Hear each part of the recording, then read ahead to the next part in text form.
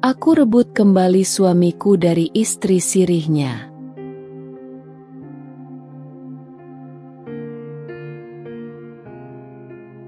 Sudah kubilang, aku tak mau melihatmu di rumah ini lagi. Suara itu menggema di ruang tamu yang kini hanya diisi oleh 3 orang. Aku, suamiku Damar, dan wanita yang menyebut dirinya sebagai istri sirinya. Wanita muda itu berdiri dengan ekspresi cemas di sudut ruangan, sementara aku berdiri di depan Damar dengan tangan gemetar, mencoba menahan segala emosi yang berkecamuk di dadaku. Aku hanya ingin berbicara baik-baik, Mbak Alina, ucap wanita itu dengan nada lembut. Tetapi bagiku, kelembutan itu hanyalah kedok. Baik-baik? Aku tertawa sinis, meski air mata mulai menggenang di pelupuk mata. Baik-baik dengan menghancurkan rumah tangga orang? Kau pikir kau siapa? Damar berdiri di tengah, mencoba menjadi perantara, tetapi aku tidak peduli. Semua kesabaran yang selama ini aku miliki telah habis. 7 tahun aku berdiri di sampingnya, membangun rumah tangga yang penuh perjuangan. Aku mendampinginya dari seorang pegawai biasa hingga ia menjadi direktur di sebuah perusahaan besar. Namun, ketika semua sudah mapan, perempuan ini datang seperti badai, menghancurkan segala yang telah kubangun. Alina, dengarkan aku dulu, ujar Damar. Suaranya terdengar memohon. Dengar apa lagi, Damar? Aku berteriak. Suara hatiku meledak. Aku sudah cukup dengar semua kebohonganmu selama ini. Aku melangkah mendekati perempuan itu, menatapnya tajam. Apa yang kau inginkan? Uang? Kehormatan? Aku bisa memberimu semuanya asal kau pergi dari hidupku dan suamiku. Dia hanya diam, tetapi tatapannya tidak sepenuhnya tunduk.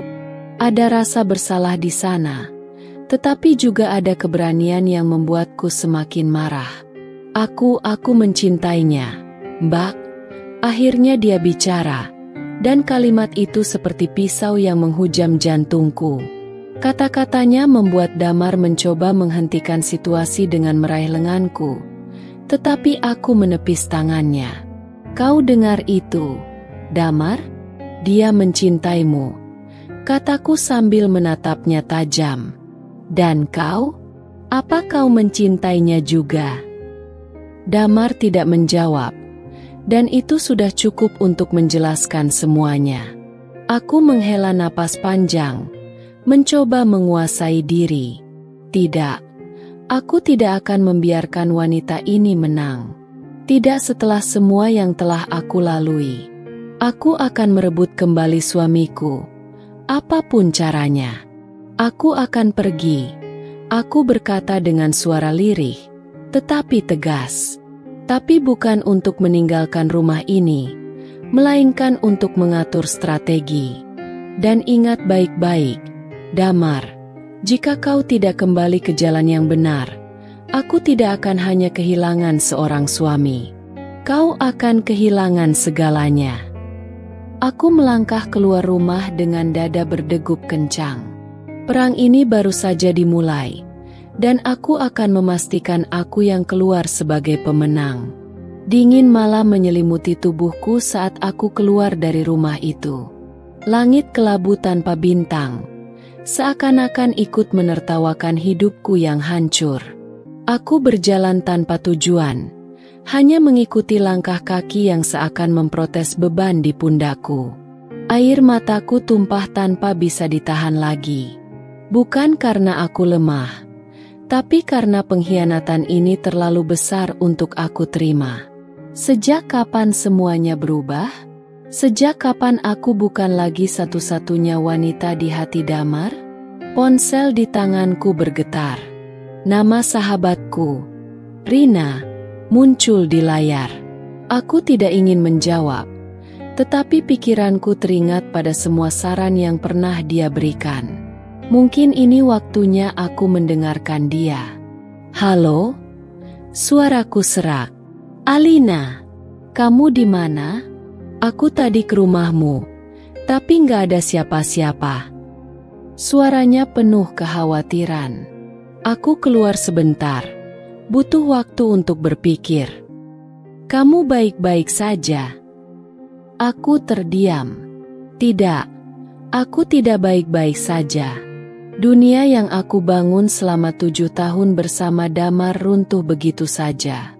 Aku ingin menyerah. Rina, aku lelah berjuang sendirian. Jangan pernah bicara seperti itu. Alina, kamu lebih kuat dari ini. Kalau kamu menyerah, dia yang menang. Perempuan itu akan merasa berhak atas Damar. Aku menghela napas panjang, menghapus air mata yang mengalir di pipiku. Rina benar. Aku tidak boleh menyerah. Aku harus bagaimana? Tanyaku pelan. Pertama-tama, pulang ke rumah. Jangan biarkan mereka merasa kamu lemah. Tunjukkan kalau kamu masih istri sah yang punya hak atas semuanya. Aku mengangguk meski dia tidak bisa melihat. Rina benar. Ini bukan waktunya untuk menangis atau bersembunyi. Aku harus kembali. Harus menunjukkan bahwa aku masih berdiri. Aku berbalik arah. Melangkah kembali ke rumah. Langkahku berat. Tapi ada tekad baru yang menyala di hatiku. Saat aku tiba di rumah, suasana terasa hening. Lampu ruang tamu masih menyala, tetapi tidak ada tanda-tanda keberadaan Damar atau perempuan itu. Aku masuk dan langsung menuju kamar, berharap bisa menemukan sedikit ketenangan. Namun, di atas meja riasku, aku menemukan sebuah kotak kecil yang sebelumnya tidak ada. Aku membukanya dengan tangan gemetar, dan di dalamnya ada sepasang cincin. Di bawah cincin itu, ada sebuah catatan kecil. Maafkan aku, Alina. Aku mencintai kalian berdua. Tubuhku membeku. Pesan itu seperti tamparan keras di wajahku. Apa maksudnya dia mencintai kami berdua? Apakah itu artinya aku harus menerima perempuan itu dalam hidup kami? Tidak, aku tidak akan menyerah semudah itu. Aku menghabiskan malam itu dengan menyusun rencana. Aku akan merebut kembali suamiku, bukan hanya dari perempuan itu, tetapi juga dari kebingungannya sendiri. Aku akan membuat Damar mengingat siapa aku dan semua yang telah kami lewati bersama. Keesokan paginya, aku berdiri di depan cermin, mengenakan pakaian terbaikku. Aku tidak akan menunjukkan kelemahan di depan Damar atau siapapun. Ini adalah pertempuran yang harus aku menangkan. Saat aku turun ke ruang makan, Damar sudah duduk di meja dengan secangkir kopi di tangannya. Dia terlihat lelah, seolah-olah tidak tidur semalaman. Alina, sapanya pelan. Aku tidak menjawab. Aku hanya duduk di depannya, menatapnya dengan tatapan yang penuh tekad. Kita perlu bicara, katanya akhirnya. Kau benar, jawabku. Tapi kali ini, aku yang akan bicara. Aku menceritakan semuanya. Dari rasa sakit yang aku rasakan hingga harapan yang masih aku miliki untuk rumah tangga kami. Aku tidak menangis, tidak memohon. Aku hanya berbicara dengan tegas, menunjukkan bahwa aku tidak akan menyerah tanpa perlawanan. Damar terdiam lama setelah aku selesai bicara. Wajahnya sulit dibaca, tetapi aku tahu dia sedang berjuang dengan pikirannya sendiri. Aku butuh waktu, katanya akhirnya. Ambil waktumu, Damar, jawabku. Tapi ingat, aku tidak akan menunggu selamanya. Jika kau tidak bisa memilih aku, maka aku yang akan memilih pergi. Aku berdiri dan meninggalkannya di ruang makan, merasa lega karena akhirnya aku bisa mengatakan apa yang ada di hatiku. Aku tidak tahu apa yang akan terjadi selanjutnya, tetapi untuk pertama kalinya dalam beberapa minggu terakhir, Aku merasa memiliki kendali atas hidupku. Hari-hari berikutnya berjalan seperti medan perang dingin di rumah kami. Damar jarang bicara, lebih sering mengurung diri di ruang kerja atau pergi lebih awal dari biasanya. Aku tahu dia sedang menghindar.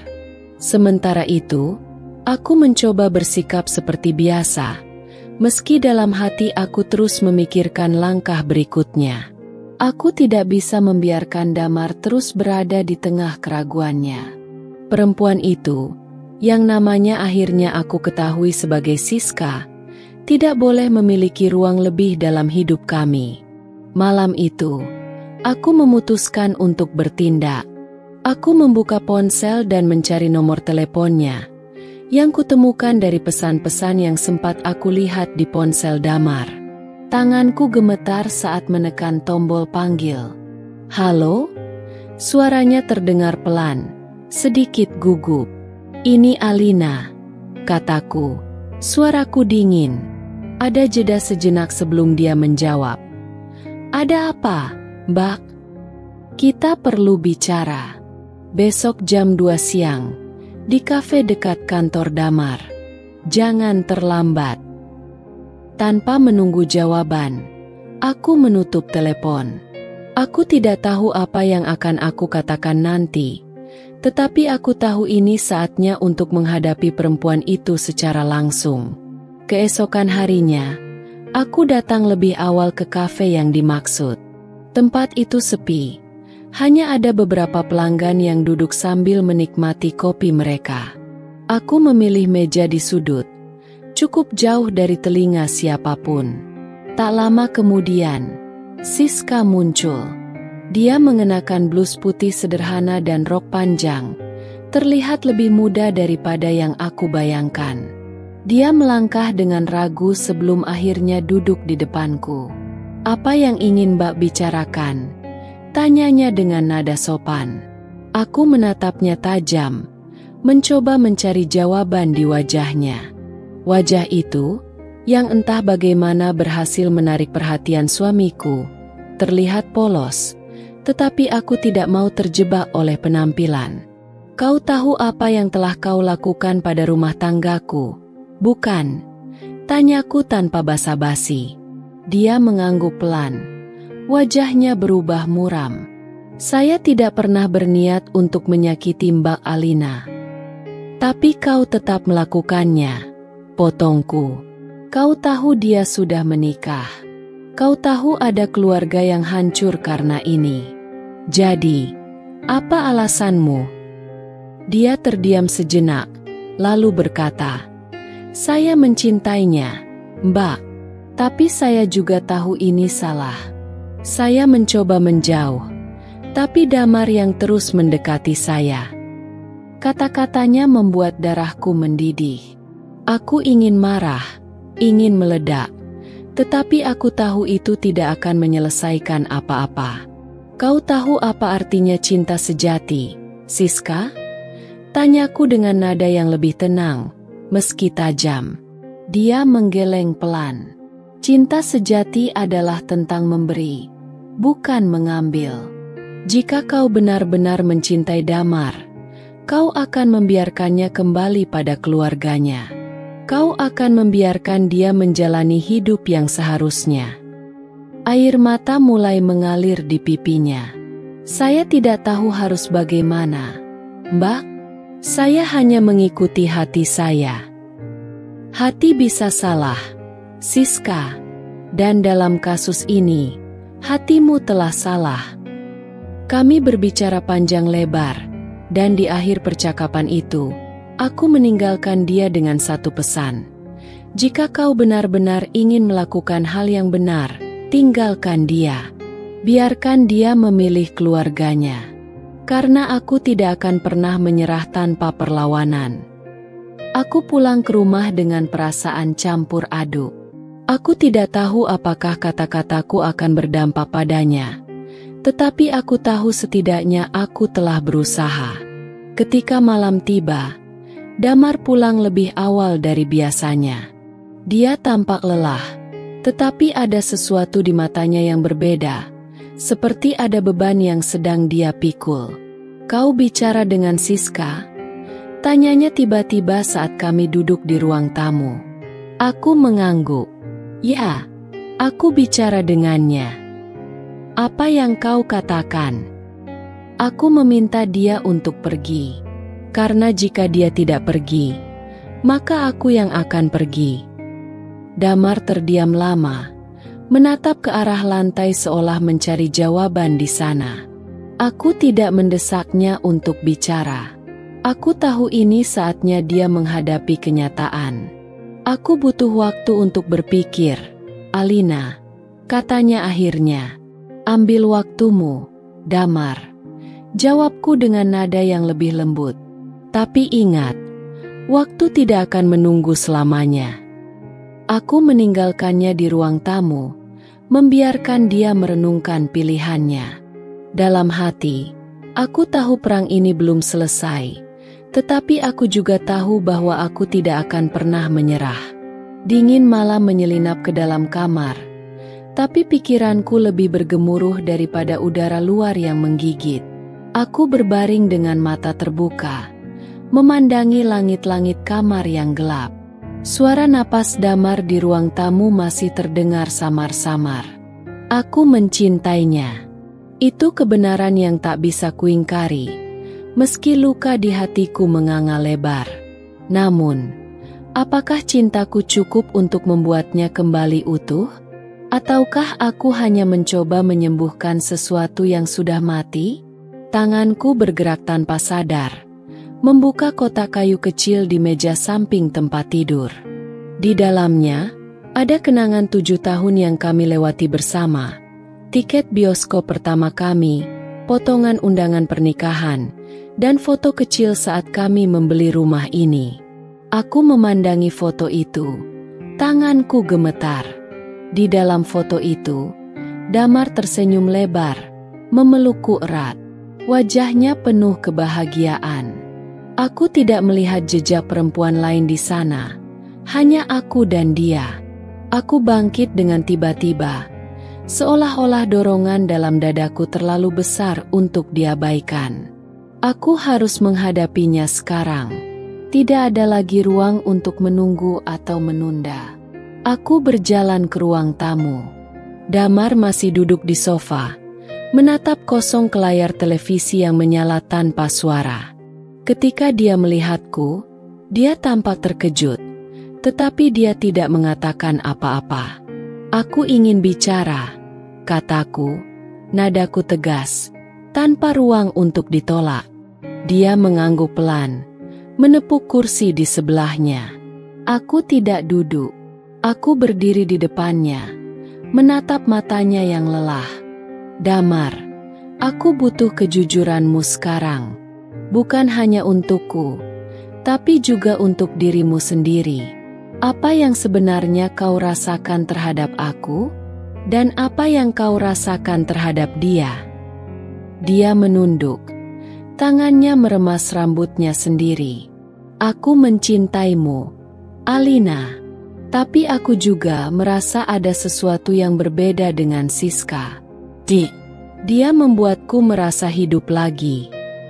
Kata-kata itu seperti pukulan keras di dadaku. Aku ingin berteriak, ingin marah, tapi aku hanya berdiri di sana, menahan air mata yang hampir tumpah. Merasa hidup lagi? Aku mengulangi kata-katanya. Suaraku gemetar. Apa 7 tahun bersamaku tidak cukup untuk membuatmu hidup? Semua perjuangan kita, semua mimpi yang kita bangun bersama, itu tidak cukup. Ini bukan soal cukup atau tidak, Alina, katanya. Akhirnya menatapku dengan mata yang penuh rasa bersalah. Aku merasa hilang di tengah semua ini. Aku merasa seperti terjebak dalam rutinitas. Dan dia datang di saat aku sedang rapuh. Aku menatapnya lama, mencoba memahami laki-laki yang pernah aku anggap sebagai pelindung dan sahabat terbaikku. Apakah dia benar-benar berubah? Ataukah dia hanya menemukan alasan untuk membenarkan pengkhianatannya? Damar, Aku juga pernah merasa hilang. Tapi aku tidak mencari pelarian. Aku memilih untuk tetap bertahan di sampingmu. Karena aku percaya pada cinta kita. Tapi kau memilih jalan yang lain. Dia menggeleng, meneteskan air mata yang jarang sekali aku lihat. Aku tidak tahu harus bagaimana.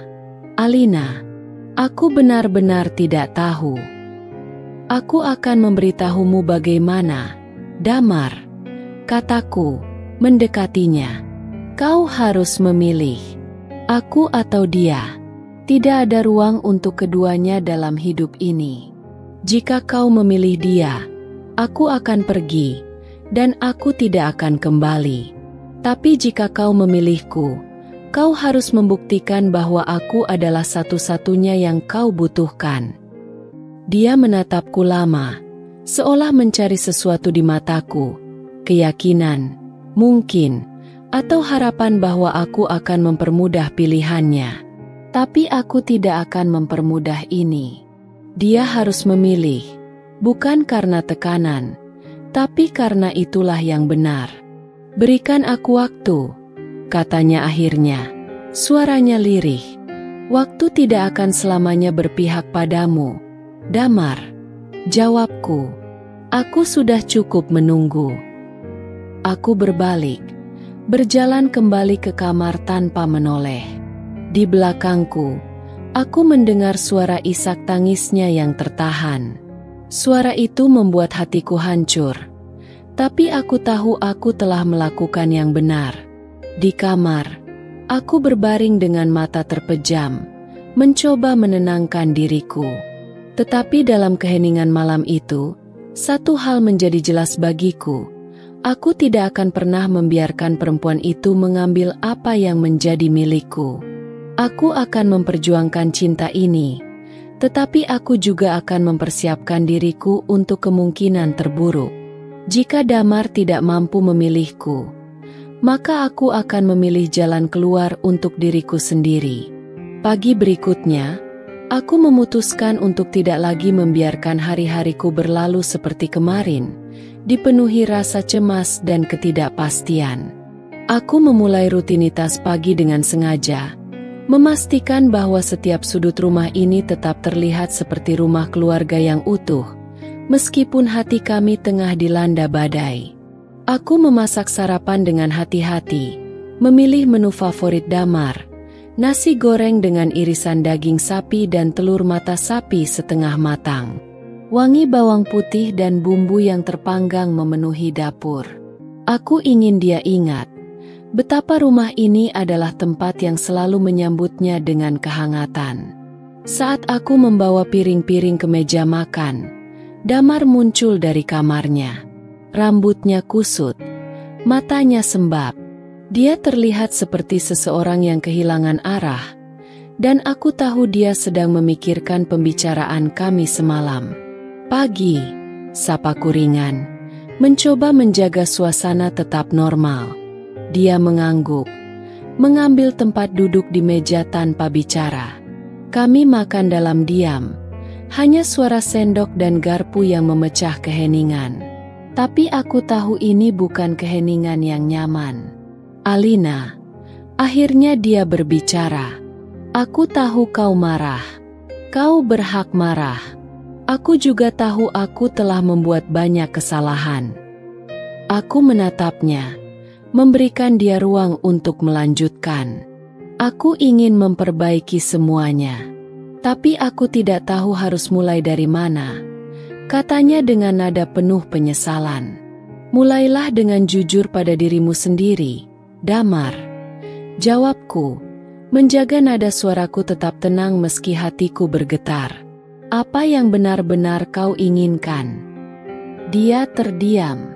Aku bisa melihat konflik di matanya, tetapi aku tidak akan membantunya kali ini. Dia harus menghadapi ini sendiri.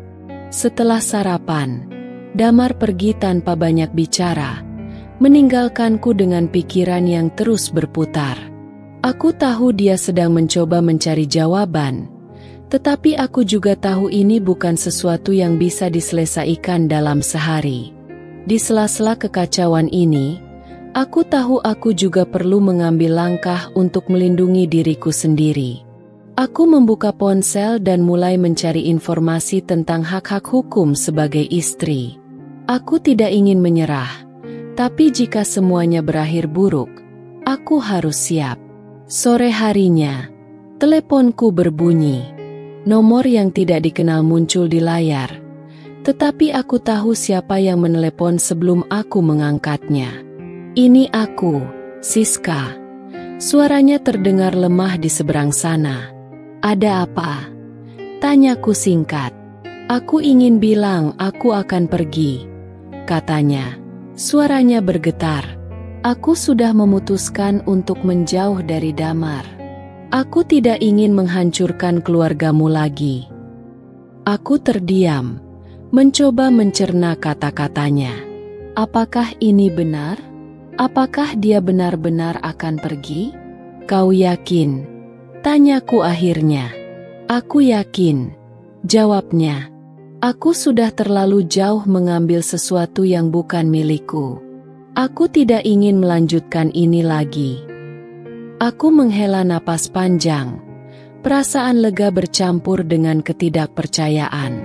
Apakah ini benar-benar akhirnya? Terima kasih, Siska. Kataku dengan tulus. Aku harap kau menemukan kebahagiaanmu di tempat lain. Telepon itu berakhir dengan singkat, tetapi kata-katanya terus terngiang di kepalaku. Jika dia benar-benar pergi, apa yang akan terjadi pada Damar? Apakah ini akan menjadi awal dari perbaikan? Ataukah ini hanya permulaan dari luka baru yang harus kami hadapi? Ketika malam tiba, Damar pulang lebih awal. Wajahnya terlihat tegang, tetapi ada sesuatu yang berbeda dalam caranya memandangku. Dia mendekat, duduk di sebelahku di sofa. Siska meneleponku, katanya pelan. Apa yang dia katakan? Dia bilang dia akan pergi, bahwa dia tidak ingin menghancurkan keluarga kita lagi. Aku mengangguk, menunggu apa yang akan dia katakan selanjutnya. Ini adalah kesempatan kedua, Alina, katanya dengan mata yang basah oleh air mata. Aku ingin memperbaiki semuanya. Aku ingin kembali pada kita. Hatiku bergetar mendengar kata-katanya. Tetapi aku tahu ini bukan akhir dari perjuangan kami. Masih ada banyak hal yang harus diselesaikan. Banyak luka yang harus disembuhkan. Aku butuh waktu, Damar. Jawabku akhirnya. Aku tidak bisa begitu saja melupakan semua ini. Tapi jika kau benar-benar ingin memperbaiki semuanya, aku akan mencoba. Dia mengangguk, menggenggam tanganku dengan erat. Untuk pertama kalinya dalam waktu yang lama, aku merasa ada harapan kecil yang menyala di antara kami. Tapi aku tahu, perjalanan ini belum selesai. Malam itu, Damar tidur lebih cepat. Sementara aku tetap terjaga di sisi tempat tidur, menatap punggungnya yang berbalik dariku. Ada rasa lega karena akhirnya Siska memutuskan untuk pergi. Tapi ada juga rasa kosong yang tak bisa kuabaikan. Seolah-olah perpisahan itu hanya membuka luka yang lebih dalam di antara kami. Aku bangkit dari tempat tidur, melangkah pelan ke dapur. Cangkir kopi yang masih setengah penuh dari sore tadi tergeletak di meja. Aku duduk di kursi, menatap cangkir itu dengan pikiran yang melayang. Apakah benar ini akan menjadi awal baru? Atau hanya perhentian sementara sebelum badai berikutnya datang? Pikiranku terus bergulir, mengingat bagaimana semuanya bisa sampai ke titik ini. Apakah aku salah sebagai istri? Apakah aku terlalu sibuk dengan pekerjaan? Terlalu sering lupa memberikan perhatian yang dibutuhkan Damar? Tapi tidak. Aku tahu aku telah mencoba yang terbaik. Aku hadir untuknya. Bahkan saat dia tidak peduli untuk memperhatikan kehadiranku. Aku tidak menyadari berapa lama aku duduk di sana sampai suara langkah Damar membuyarkan lamunanku. Dia berdiri di ambang pintu dapur, dengan rambut yang berantakan dan ekspresi lelah di wajahnya. "Kenapa kau tidak tidur?" tanyanya pelan. "Aku sedang berpikir," jawabku tanpa menatapnya. Dia mendekat, duduk di kursi di depanku. "Tentang kita." Aku mengangguk. "Tentang semuanya, Damar. Tentang apa yang akan terjadi selanjutnya." Dia menghela napas panjang, lalu mengambil cangkir kopi itu dan menyesapnya, meski isinya sudah dingin. Aku tahu aku sudah menyakiti hati yang seharusnya aku jaga. Aku tahu aku mungkin tidak pantas mendapatkan kesempatan ini. Tapi aku ingin memperbaikinya. "Alina, aku ingin percaya itu," jawabku jujur. "Tapi kau harus tahu, Damar, memperbaiki bukan hanya soal mengatakan kata-kata yang manis. Kau harus membuktikan bahwa aku benar-benar satu-satunya orang yang kau butuhkan." "Aku akan mencoba," katanya dengan nada serius. "Aku janji."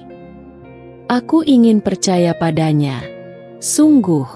Tapi janji-janji seperti itu seringkali terdengar kosong setelah pengkhianatan sebesar ini.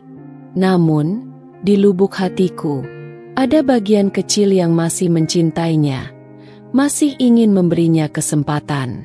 Pagi harinya, Damar membuat kejutan kecil yang tidak biasa. Dia bangun lebih awal dan menyiapkan sarapan. Aroma kopi yang baru diseduh memenuhi rumah. Dan di meja makan sudah ada roti panggang dengan selai stroberi favoritku. "Apa ini?" tanyaku, terkejut. "Sarapan," jawabnya singkat, dengan senyum kecil yang jarang aku lihat akhir-akhir ini. "Aku ingin mulai melakukan hal-hal kecil untuk kita lagi." Aku duduk, menatapnya saat dia menuangkan kopi untukku. Ada sesuatu dalam caranya yang terasa berbeda, seperti dia benar-benar ingin mencoba. Tapi aku tahu, hal kecil seperti ini tidak cukup untuk menghapus luka yang ada. "Terima kasih," kataku akhirnya, mengambil seteguk kopi. Hari-hari berikutnya berjalan lebih damai. Damar mulai pulang lebih awal, meluangkan waktu untuk makan malam bersama, dan bahkan membantu pekerjaan rumah yang sebelumnya jarang dia lakukan. Aku menghargai usahanya, tetapi aku juga tidak bisa menahan diri untuk terus bertanya-tanya. Apakah semua ini akan bertahan? Apakah dia benar-benar berubah? Atau hanya merasa bersalah? Suatu sore, aku menemukan diriku berdiri di depan cermin kamar, melihat bayanganku sendiri. Aku memandangi wajahku yang terlihat lelah, mata yang kehilangan sinar yang dulu selalu ada. Aku bertanya pada diriku sendiri, apakah aku masih cukup bagi Damar? Ataukah aku hanya menjadi bayangan dari istri yang dia cintai dulu? Aku tahu, untuk memperjuangkan pernikahan ini, aku tidak hanya membutuhkan usaha dari Damar. Aku juga harus berdamai dengan diriku sendiri. Aku harus kembali menemukan siapa aku sebenarnya, bukan hanya sebagai istri, tetapi sebagai individu yang punya nilai dan harga diri. Hari itu, aku membuat keputusan besar. Aku mendaftar ke kelas yoga di pusat kebugaran dekat rumah. Sesuatu yang sudah lama ingin aku lakukan tetapi selalu kutunda karena kesibukan. Aku ingin ini menjadi langkah pertamaku untuk kembali mencintai diriku sendiri. Ketika Damar tahu tentang keputusanku, dia tampak terkejut. "Kau tidak pernah mengatakan bahwa kau ingin ikut kelas seperti itu." "Ada banyak hal yang tidak pernah aku katakan, Damar," jawabku lembut. "Aku pikir ini saatnya aku melakukan sesuatu untuk diriku sendiri." Dia mengangguk, meski tampak sedikit bingung. "Aku mendukungmu, apapun itu." Kata-katanya memberikan sedikit rasa lega, Tetapi aku tahu perjalanan ini masih panjang. Aku tidak hanya memperjuangkan pernikahanku, tetapi juga diriku sendiri. Aku harus menemukan kembali kepercayaan pada Damar, tetapi lebih dari itu, aku harus menemukan kembali kepercayaan pada diriku sendiri. Malam itu, aku merasa lebih ringan setelah keputusan yang kubuat. Ada rasa lega karena akhirnya aku mulai memikirkan diriku sendiri, sesuatu yang selama ini sering terabaikan. Namun, aku tahu, ini baru permulaan. Perjalanan untuk menyembuhkan luka hati dan membangun kembali kepercayaan membutuhkan lebih dari sekadar perubahan kecil. Damar mendekatiku saat aku sedang menyiapkan dokumen pekerjaanku di ruang kerja. Ia membawa secangkir teh hangat dan menaruhnya di meja di samping laptopku.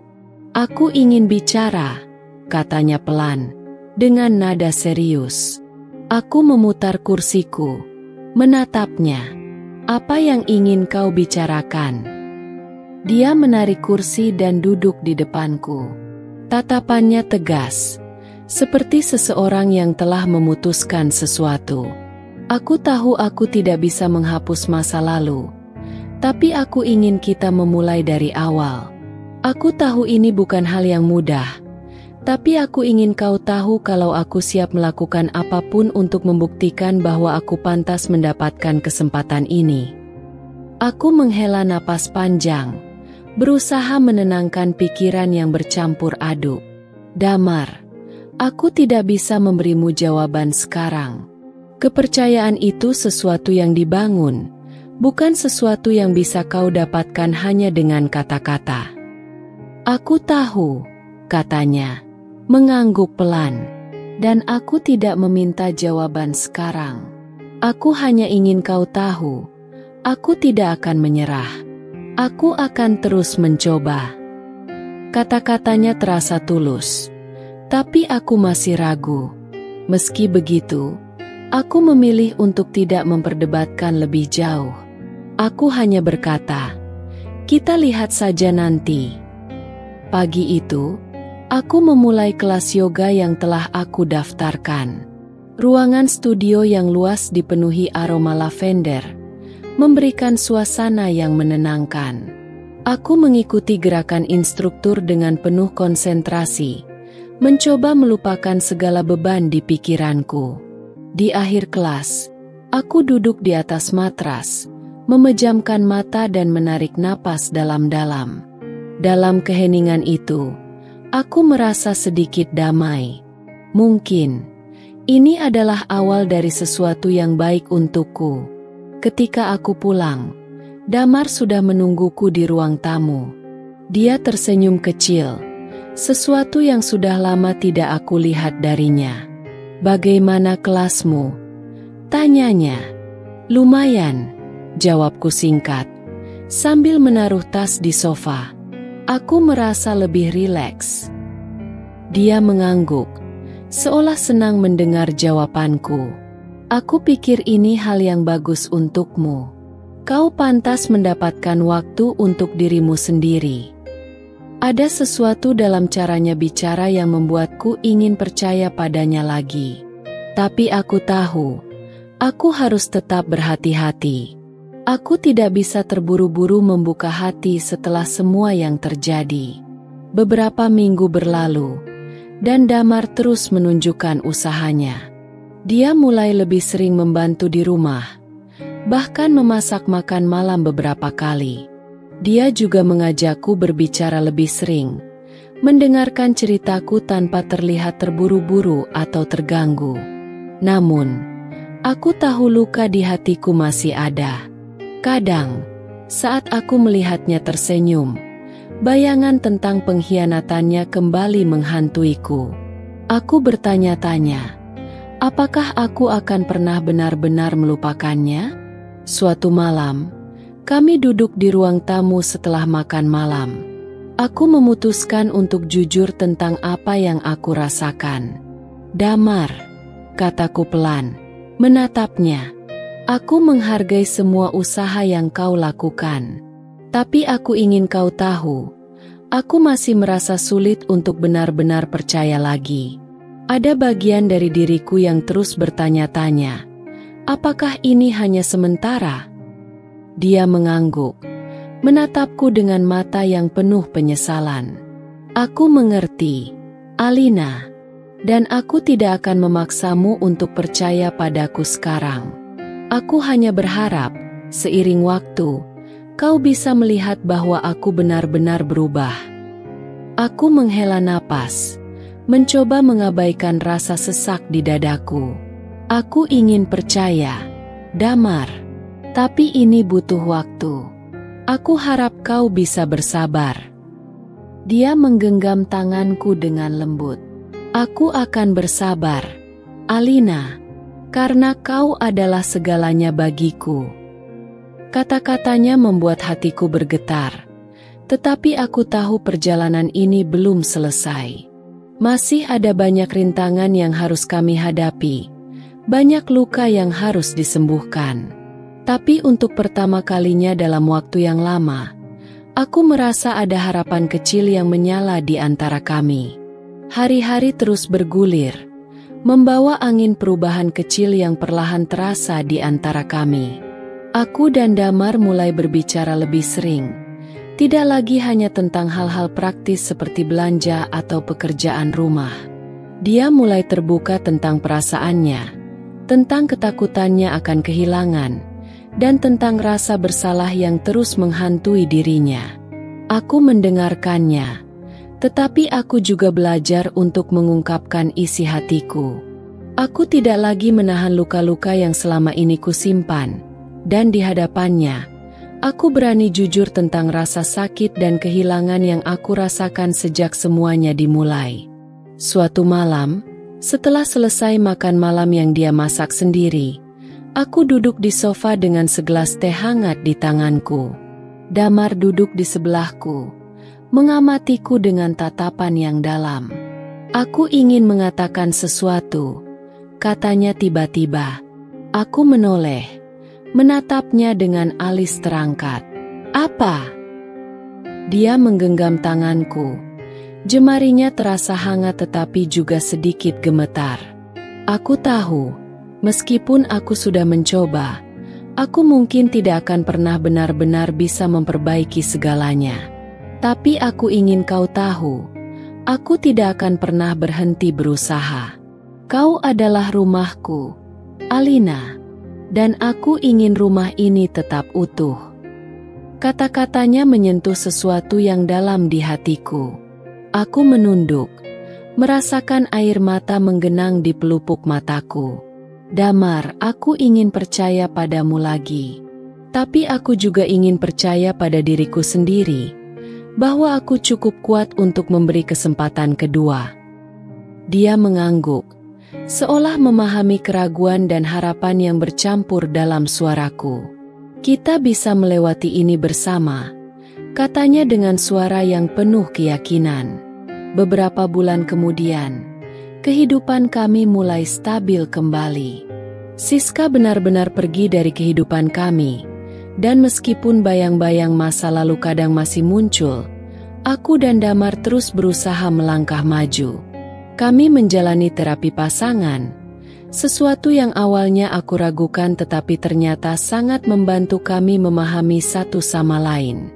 Aku juga menemukan kembali diriku di kelas yoga. Di sana, aku tidak hanya belajar tentang keseimbangan tubuh, tetapi juga keseimbangan emosi. Aku merasa lebih kuat, lebih utuh, dan lebih percaya diri.